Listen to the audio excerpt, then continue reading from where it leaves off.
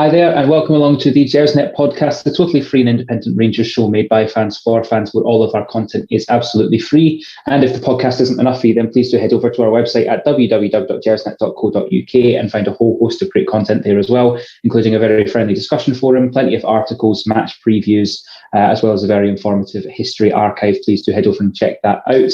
It's a sort of midweek preview show. We're here to talk about the Brondby away game tomorrow in the Europa League. But as always, the podcast will go out on a Sunday evening. We have our main flagship show that's live on the Gersnet YouTube channel, and then the show will also then be released on a Monday morning, and that's wherever you get your podcast from, including Acast, iTunes, YouTube, Castbox, Stitcher, and also on Spotify. As I say, we're here to take a wee look at the Brondby game tomorrow, and I am joined by our bastion of European knowledge. A warm, very, very warm welcome back to Alec Anderson. Alec, I noticed yesterday you put a picture on Twitter of you at a football game in Bergamo, Atalanta, in 1996, and I have to ask where the hair went. I know. What a hairy man. I would have given David Wren a run for his money. Absolutely. I have to correct you. It was actually 1999. In 1996, you couldn't see my face for hair. Ross, I was just like, an Ewok. But it was a great day. My sister-in-law teaches, at that time she taught English in Italy, in Bergamo, and her boyfriend at the time, a local chap, he was an Atalanta ultra, and it was just, they took us along, myself and my future wife, and we had an absolutely, that's the sister. I didn't actually marry my sister-in-law. Anyway, it's complicated. But it was they beat Hellas Verona 3-2 in a promotion game, and I got to do that thing where you run down. You see it on the continent where they all pile down the front few benches, and that was 1999 was probably the last year that I could do that without breaking both legs. Excellent. Because that was Serie B at the time, wasn't it? Second tier in Italy. And am I right in saying that they've been in that stadium since sort of the 1920s or something, haven't they? What's that infrastructure like? It was. Oh, I think they've really just kind of slapped some seats on top of it and slapped a bit of extra roofing and a whole lot of cladding. And it's taken an awful long time to get that done. I've not been since they redone it. They've certainly redone the team. They're going strong. But it was a lovely old, it was Stadio Comunale at that time. It was a typical kind of Italian ball with a pre-stressed concrete cantilever stand. And I'm going to start talking about this far too much, so you better move on, mate. It was lovely. No, that's my kind of conversation. Let us say, Alec, we're here to look ahead to tomorrow night's game against Brondby as we come into the second round of fixtures in the Europa League group. But I think it wouldn't be right today to go ahead without mentioning that obviously today was the funeral of Walter Smith after a really, really difficult couple of weeks. I know that some representatives from the club were present at the funeral. I think we've probably all seen the pictures and the images from outside Ibrox, as thousands of people sort of came to say their goodbyes to not just a club legend, arguably the club legend of Rangers of the last half decade, probably. A very sort of sad and poignant and sombre day for Rangers fans everywhere. What are your reflections on today? Oh, it's just it's quite difficult. It's quite difficult to sum it up in any kind of brief way. In any way that maybe anything approaching the style that Walter would sum things up. We're here. We're looking forward to a great European game, and all these books behind me. Ross, there's one of them that's over 40 years old, and I got my dad to buy me it when I was 10. It's the Encyclopedia of World Football, Marshall Cavendish Encyclopedia of World Football, and it's because I've been to my cousins. My cousin Joe, he's only like 11 months younger than me, and I've been to a birthday party up at his, and I noticed he had these football pennants the same as I had in my wall, but they were kind of strange. They were different. They were green and white. And they were slightly different, and they had one of them had this big ugly cup on it, with big handles, and this thing's at 9 in a row. And I was like, what is that? So he told me, and I thought, I've got to find this. Can't be true. And I was going through this Marshall Cavendish Encyclopedia of World Football, trying to find any other club in the world that had won 10 league titles in a row, because my cousin Joe was telling me Celtic, it was a world record. And I was good for Hungary and all that. They teams that had done it maybe 8 times in a row, but then the Warriors had broken out. It was desperate. And I would see these pictures of Rangers in 1972. I was only a baby at the time in 72, so I didn't remember that. And I thought to see Rangers in a European final would be absolutely amazing. To see us win the European Cup would be amazing. And Walter Smith basically made all my boyhood dreams come true. He got us closer than any other manager has ever got us to winning that big trophy with the big ears. He got us a goal away for the final. He took that record off Celtic. It's our record now too. He made it a Rangers record. 9 in a row is a thing Rangers fans can talk about with pride. And he got me to that dream I always had. He got me down to Manchester and he got me into a European final. And I watched my team. I love my European finals. I'm obsessed by them. I think it's because I grew up just knowing that that's where Rangers should be. And we go into this game tomorrow night with a reputation as one of the biggest clubs in Europe and a team that's always been at the top table. And that's all down to Walter Smith. He made all that happen. And it's not just the way he made it happen. It's the manner he conducted himself. And I think that's what everybody's been talking about this week. I was going to say one more thing. I think you go out your way to say the right thing at a time like this. The first thing we'll say is, our thoughts are with the family. And they really are. And I think it's because, we know about Alex Gerrard, because of the Instagram age and what have you. And that's something you see in social media these days. But I don't remember ever knowing a Rangers manager's wife's name, And I wouldn't know until Walter Smith, and I wouldn't know Ethel Smith if I saw her on the street. But we all knew that Walter was going home to Ethel, and she must be amazing, because we were going to Ibrox and we knew the pressure that was coming from ourselves, never mind from across the city, to achieve 9 in a row. And you think, yeah, we genuinely are feeling for his family. And the other thing is that immediately follows hard on that is you think, no, Walter was family. For all Rangers supporters around the world, it's the way he conducted himself, the trophies that he brought us, and the fact that he embodied everything, particularly people of my generation, thought Rangers should be. He was winning with dignity and losing with dignity, and just generally being class. He was a part of the family. He's only 20 years older than me, Walter Smith, and he should have been in that director's box at Ibrox for the next 10, 20 years. Like I used to see Sir Matt Busby at Man United, and the camera should be focusing in on him every time Rangers having a massive result. He should be focusing in the director's box, and we could get to see Walter and feel great. But I'm just glad he got a good 10 years or so to be with his grandkids and to reflect on the success that he brought us, because all our lives are so much richer with Walter Smith, so much poorer without him. Yeah, and it's the fact that every generation of Rangers fan has the same connection to Walter Smith, has such an emotional tie to that. I mean, for me, that was the guy when I was growing up. I first discovered football. It was Walter, but so much has been said about that man and what he brought to Rangers. And you can look at it. There's very few people could pass away and nobody have anything negative to say. Certainly in the age of social media, that's obviously been quite eye-opening. Was just how admired he was. It's easy to sort of say, across the divide in Glasgow, but put that to one side. You've had people from all over the world talking about this guy and what he did, and there's certain things that you can point at. That in 2008, Derby County were relegated from the Premier League in England with the lowest points ever. And in the same year, with a budget of £5 million less than Derby, Walter got us to a European final. Aye. Or the longevity of service and time that he gave to this football club. He won 10 titles. 10.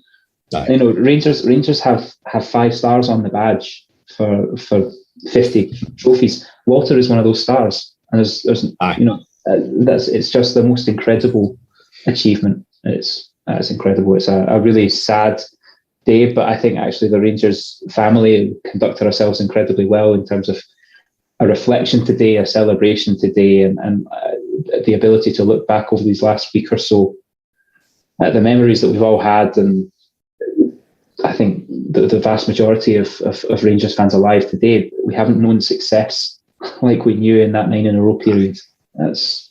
Yeah, that's a beautiful way of putting it, Ross. He is one of those stars, and I just hope we did him proud today and the last few days, because he always did us proud. Yeah, absolutely.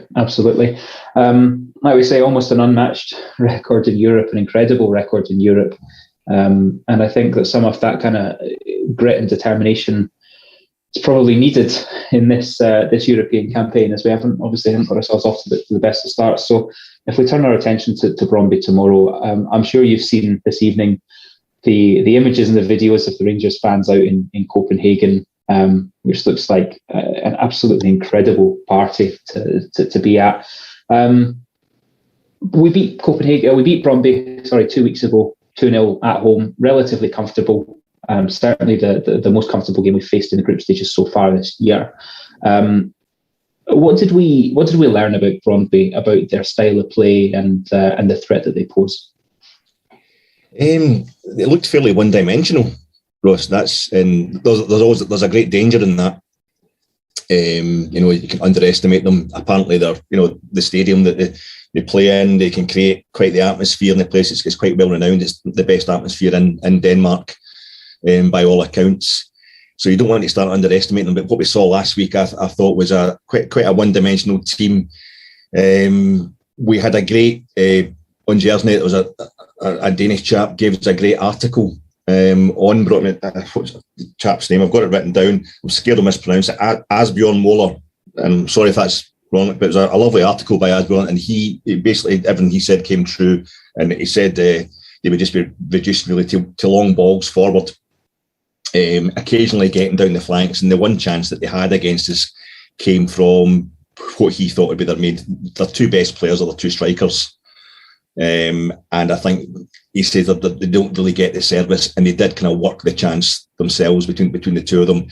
Rangers looking a bit kind of poor at the time, a bit kind of sleepy at the back, to let Mikael Ura get in, and Pavlovic, we have to check his name, he just put it over the bar. But that was it. That was the one chance, and we fairly destroyed them at that corner. Big Balogun took about 3 of them with him as he put the ball in the back of the net, and we get in about them quite easily. For the second goal, Joe Aribo, as we know, took into pieces generally all over the park that night. Should have had a penalty. We're 2-0 up in half an hour. Alfie hits the post. It looked very comfortable. And the only thing I would say, you don't want to underestimate a team. Things can change quite rapidly away from home. Teams can be very different away from home. But with Rangers in Europe, there's never really any great disparity between.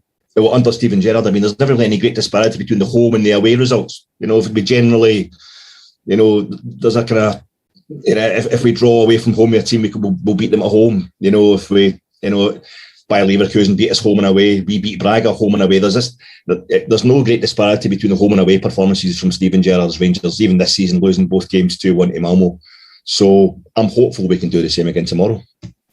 It's a really interesting point, actually. I'm just sort of racking my brains now, going back through the last few years of group stage football, and the one game that I can think of where is that disparity is Rapid Vienna.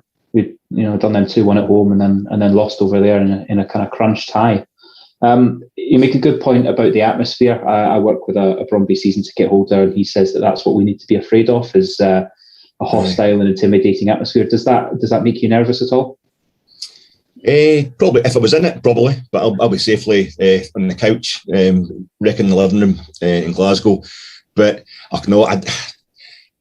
you think about when we played Feyenoord de Kuip in Rotterdam, one of the most fearsome atmospheres in Europe. Properly intimidating, and Rangers loved it. I think this Rangers team enjoys. Look at the last time we went to Parkhead with a full crowd in it. They even got their penalty and we still managed to beat them. It was. I think they actually enjoy that kind of thing. I think this Rangers team aren't in any way intimidated by a big atmosphere. It's all about what the opposition can do. The main thing you have to fear is if it inspires Brondby to greater heights. And obviously they're kind of last chance saloon.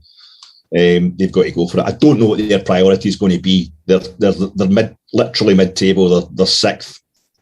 And there's a cut-off, same as our own league. It happens a different way, but they split at the halfway point in Denmark. So they're basically, it's a 12-team table, same as ours. So they're closer to like 3rd place points-wise. than they are to 7th place. But as reigning champions, it'll probably be a bit embarrassing for them to be in that domestic situation. They're slowly turning it round. But they'll maybe want to prioritise the league, maybe cutting their losses. But you're playing a team at home in front of their own fans. They're always going to be giving it their best. But I think I hope we can take advantage of them coming at us a bit more than they did at Ibrox.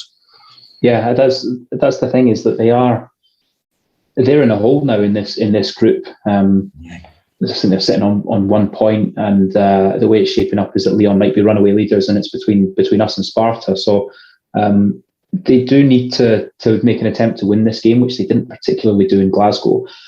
That being said, there's an argument to say that we have struggled actually this season, funnily enough, when teams have pressed us and teams have been aggressive, certainly the first sort of 15, 20 minutes of games.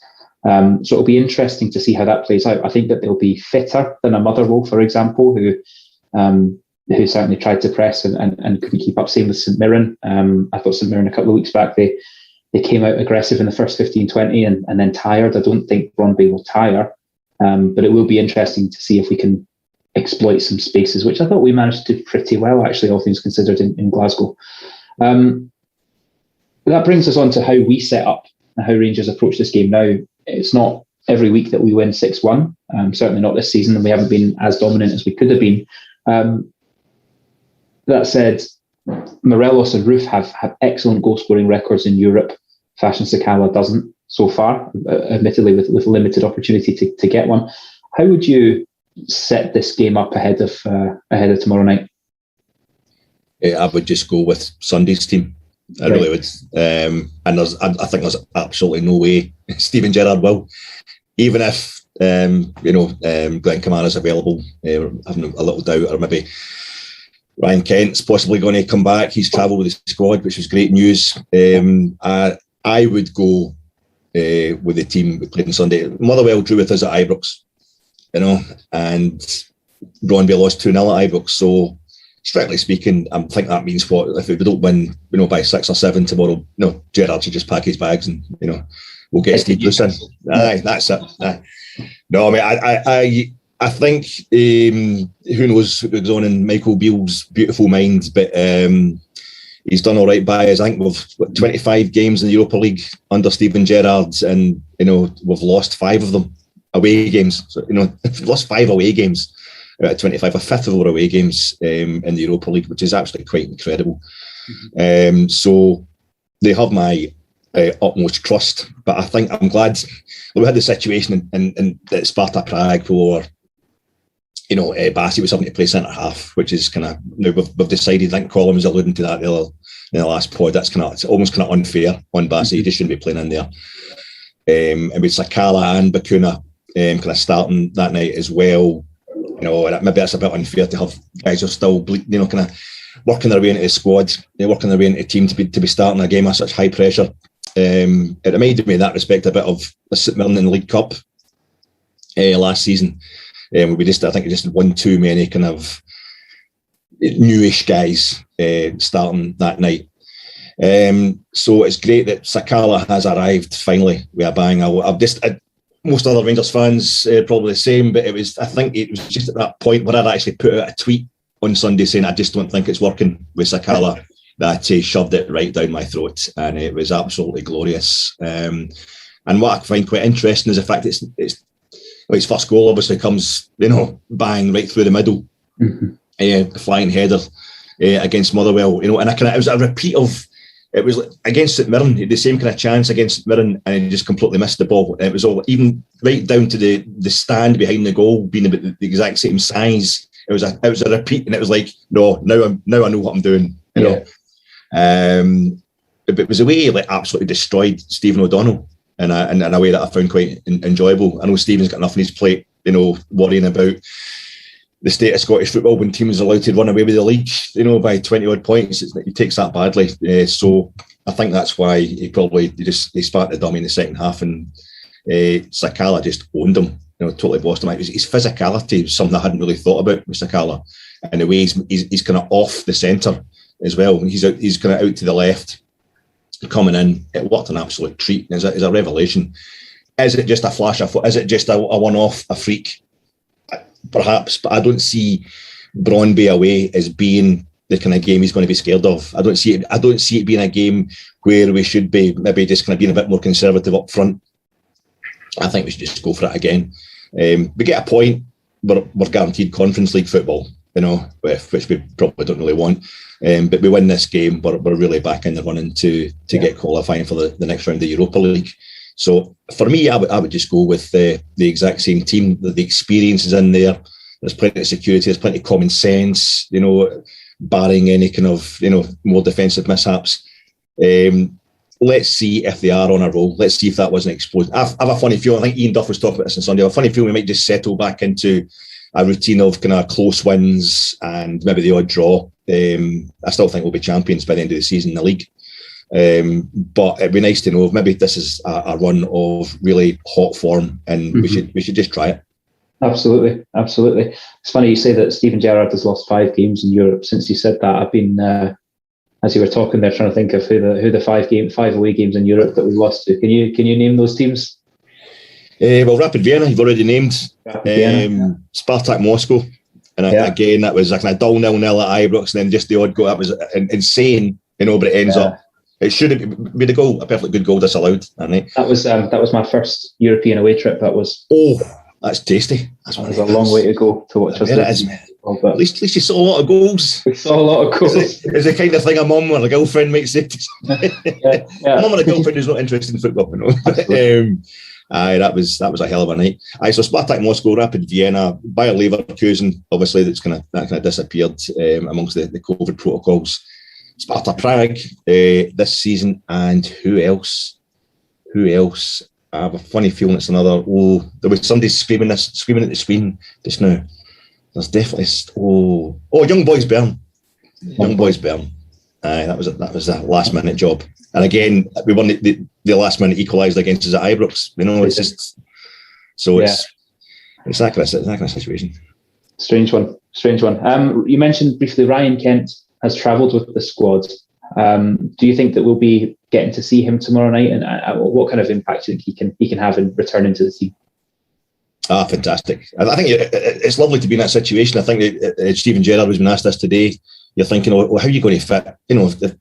The front three we started with on Saturday and Sunday is so good. How are you going to fit in Ryan Kent? But it's, as we know only too well, injuries and suspensions quickly pile up, and suddenly you're short of players. So it's absolutely fantastic just to have him back on the mend. I think you would think he's only going to start him. He's only going to bring him on as a substitute if he's coming back from injury. But he's being assessed by the team at Ibrox. So maybe if he's fully fit, if they think he's ready to go, they might put him in there as a more secure option. Because I think Steven Gerrard, Michael Beale, the whole team, they trust him. They clearly trust Ryan Kent, to the point of frustrating some other Rangers fans who maybe can't see exactly what Kent does tactically and in terms of work rate. He does a lot of great stuff off the ball. And as we know only too well, this team's defending really does start at the front, this Rangers team. So Ryan Kent is crucial to that, but I would just like to give Sakala another go tomorrow night. There's no danger that Ryan Kent's ever going to be left out of the team for any kind of length of time. But I'd be quite happy to see Kent on the bench and maybe making an appearance later on. Yeah, I think that's fair. I think I'm right in saying that when the season that we signed Ryan Kent permanently, we'd had him on loan, then he came in the next year permanently, and he was recovering from an injury. And I think we rushed him back, and it might have been a game against Hearts maybe, and he got taken off after about 20 minutes. And again, we missed him for the next 6 or 8 weeks or something. So this is not the game to rush him back. Certainly not when our front three at the weekend scored 6 goals. It's funny, Adam. When he was first there was a period. Him and Morelos working together, were unplayable. And I thought, as long as those two are playing, we will beat anybody. And then he went a bit off the boil, and Alfie's had a few mood swings here and there. But they're always too good. If you've got Kent in there and you've got Morelos in front of him, I always feel we could beat anybody on my days. It's great to have him back, Ross.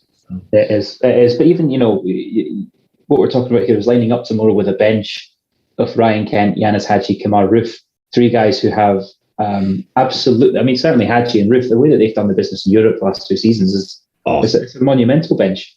Fantastic, and that's what I'm talking about. There's no way I personally would go with Sunday's team, but unfortunately, despite all the letters I've sent to them, I'm not the Rangers manager.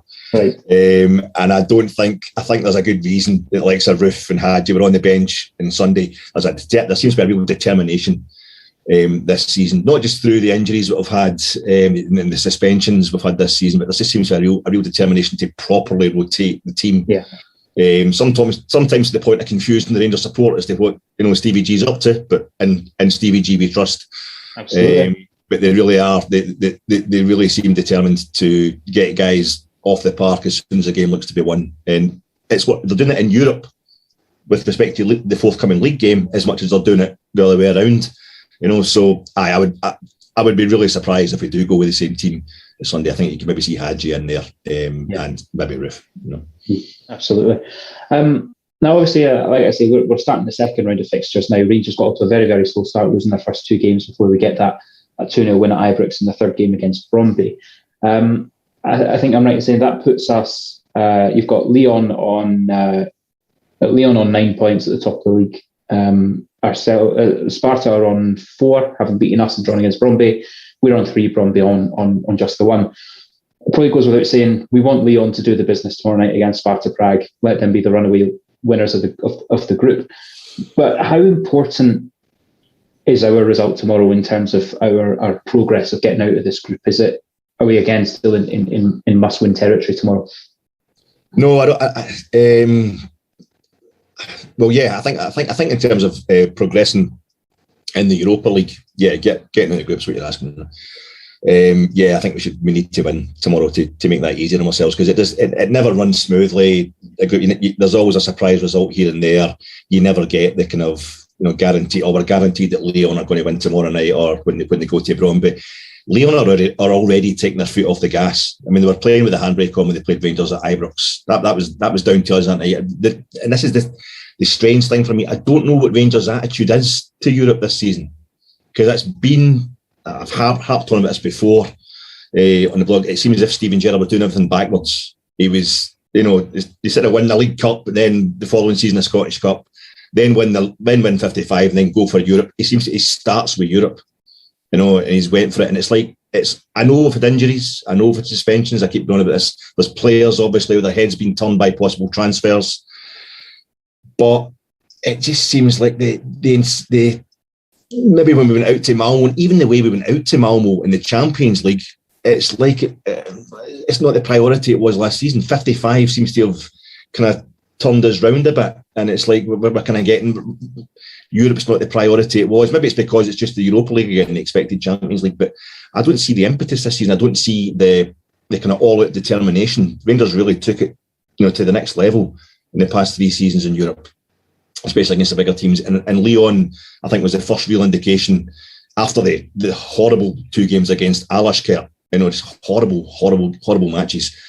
The Lyon game was the first indication that we didn't have that intensity that we perhaps had. I don't know, maybe that'll come back on Sunday. Maybe we'll be all out. Maybe we're able again to go to Lyon and get our third win in our history at Lyon at the end. But I just, like yourself, mate, I don't see it. I'd like us to win tomorrow night. It was the greatest opportunity is to win, to get another 3 points. Will be tomorrow night. Sparta Prague at Ibrox, I think, will be harder than Brondby and Brondby. So, yeah, we've got to go for it if we want to get through. I'm just not convinced that their heart's in it. I think they're seeing the league now and the Champions League is the same thing. We win this season's SPFL Premiership. We're in the Champions League next season. And I think that's what their mind is, But I just want us to win tomorrow night. Yeah, I think you're right. I mean, it's hard to get into the mind of a football player and certainly the football manager. But you could see that, couldn't you? You could see it working out that way. That they go, well, actually, if we win the league this year, you've got the Champions League next year. And if I'm Steven Gerrard, I'm going, and I've got a lot of money to spend on the transfers as well, because that's 25-30 million pounds in the bank. So. Exactly. I mean, look, we're very much kind of inferring what might be going on in the collective mind of the players and the managers. But listen, if it was up to me, I would just drop us down. I would deliberately drop down into the Conference League just to have a chance of winning a European trophy. But even then, you could end up playing, Roma or Spurs. Yeah. Now that they've got a new manager, they might do something decent. it's a gamble, and the way it works out this season, where you've got to play teams, even if you finish second, you've got to play a team that drops down from the Champions League. You could end up getting Barcelona or Manchester United, which might just be worth it. It's got to the point where actually winning this Europa League group doesn't really interest me anymore. He says knowing full well that Lyon are going to win it.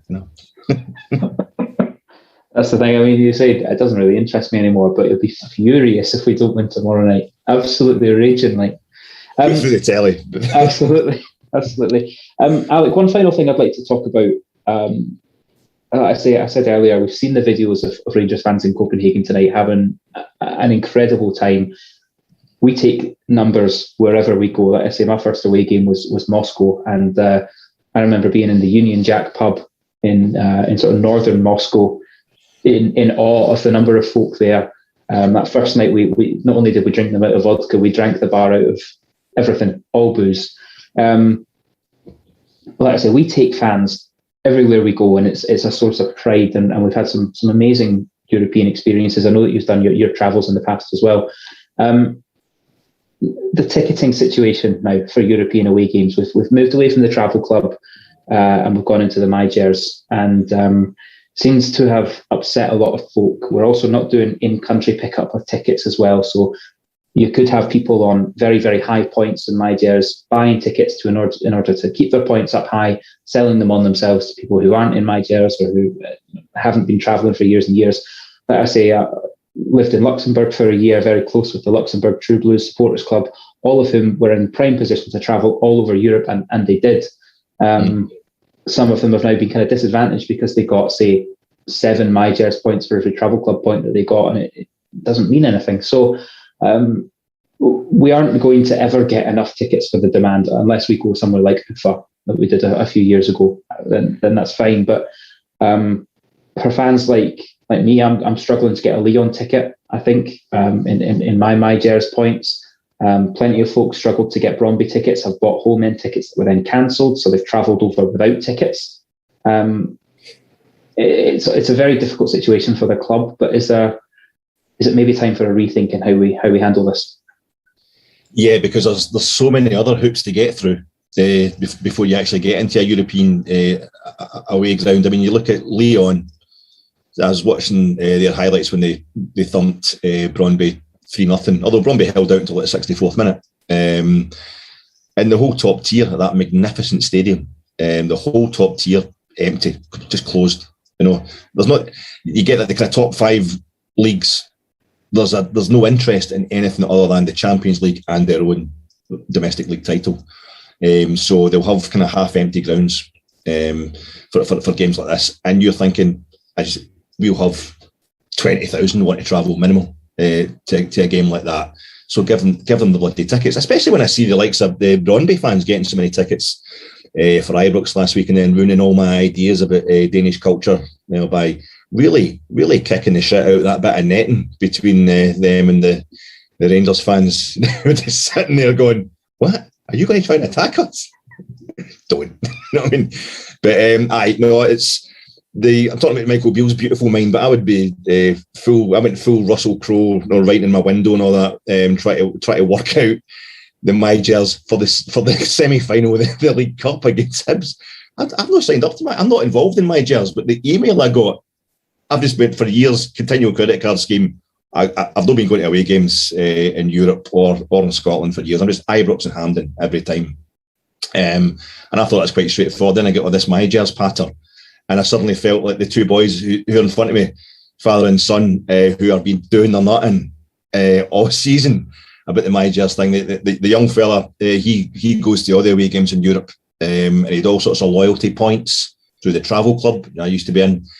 And the MyJers thing just seemed to kind of scrap that for him. I don't like the principle of just paying money. It should, for me, old school, I think it's the correct way. The more you travel, the more loyalty points you should get. The more you follow the team, the more you should get access to tickets. But the thing seems confusing. And when you go to Europe, I've been at games in Europe where you could just have turned up and just muscled your way in because the police just huckle you all in to one kind of general area. They're not interested in checking tickets. and I've been to games, Villarreal, shall we say, where you'll get baton charged by the police, even if you have a ticket, just because of 1972, probably. It's complicated and kind of random enough getting into European away games without Rangers adding another, tier of complication to it. And I think the MyGers thing really needs a rethink. Yeah, I agree. It just, whether it needs to go back to the in-country pickup, and I don't know if that's the right thing, because I remember doing that in Porto a couple of seasons ago. Actually, Porto, another one of those where the stadium was half empty. I'm looking around going, this is a huge game, surely, but I'm not interested. But yeah, we did the in-country pickup with tickets in a village or a sort of hotel function room in Porto somewhere, and that seemed to work okay. Maybe not for Greg Marshall, who I think had folk who turned up trying to blag tickets. Who, you're always going to get an element of that, I suppose. But where we are now, like I say, for Brondby, is people who have, I've gone to every away game for the last however many years, but I'm not in my jersey, and so I've not got a ticket, but I'm going anyway, and I bought a home end ticket, and that's been cancelled. We'll now have thousands of Rangers fans, I suspect, over there without tickets. That's not a situation that really serves anyone, does anyone any favours. So, tough one. Not sure what the answer is, but honestly, I'd be surprised if we're in the same situation next year. I feel like, I think the worst situation when you're watching these games is when you see empty seats, and there's just no way. You know that there's so many Rangers fans wanting to be there that there's no way that stadium should be empty at all. There should be any empty seats. So there needs to be a way to resolve that. But the MyGers thing, I'm not in it, so I can't comment 100% kind of accurately on it. But just the general vibe I'm getting is it's not working. It's not working. No, I don't think it is. But you get a nice wee welcome pack. Unless it never arrives, in which case you don't get anything. That's the situation. About the kits for Castbox, they sometimes don't arrive as well. Sometimes don't arrive. That's the thing. That's it. Right. Well, we will look forward, obviously, to the game tomorrow. 5:45 kickoff on BT Sport or on Rangers TV, as is the norm. Looking at the bookies, odds Rangers slight favourites for this one. Should just about squeak the result according to the bookies. So, like I say, 5:45 p.m. tomorrow, and Gersnet Podcast will be back on Sunday to look back at the week's action, including the Brondby game and the Ross County game, which is at 3 p.m. at Ibrox on Sunday. Colin will be back in the hot seats to take you through that one, so please do tune in 9 p.m. on Sunday, or as I say, the podcast will be released on Monday morning, wherever you get your podcast from. A massive thanks, as always, to Alec for coming and giving us the benefit of his European wisdom. And a big thank you to everyone who's joined us live on the YouTube live stream tonight. It's very much appreciated. Please do join us on Sunday for the main show. And until then, thank you very, very much for listening. Bye for now.